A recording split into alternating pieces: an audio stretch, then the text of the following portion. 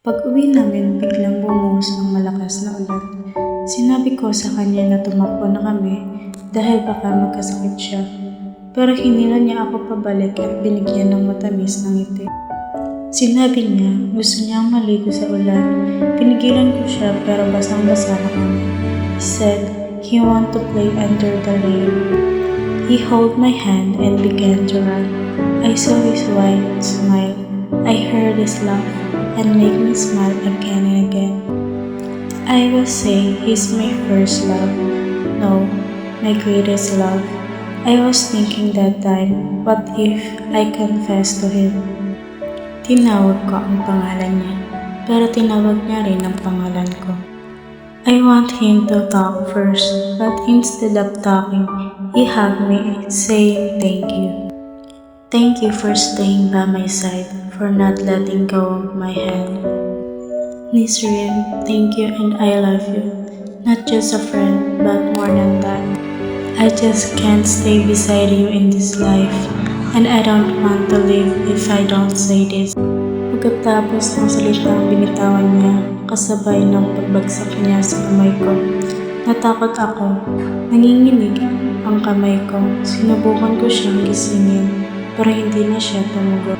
I love you too, Nikki. Wait for me in another life. We will find each other no matter what happens. I know my time with him will end, but why it's so early? I'm not ready yet.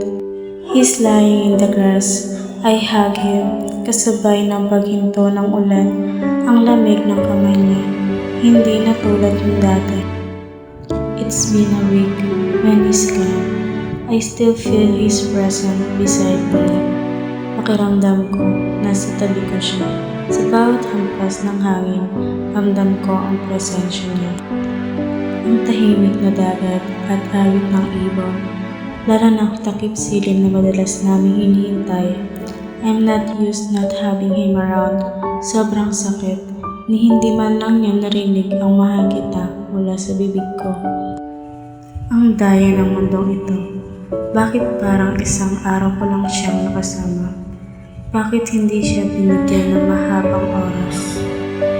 I promised to him to live this life, even though I really want to follow him.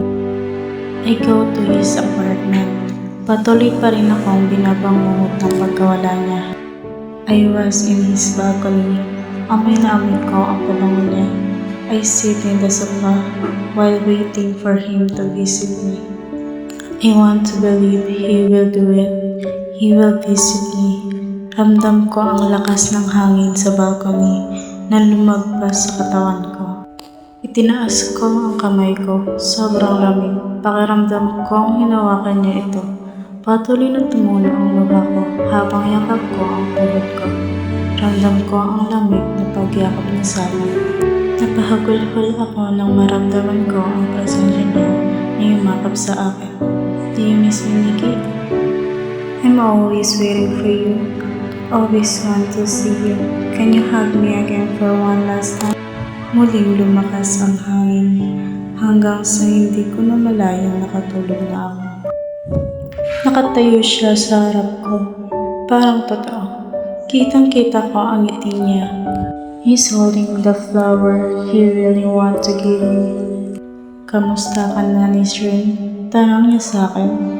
I can't answer him. Hindi ko alam ang isasagot ko sa kanya.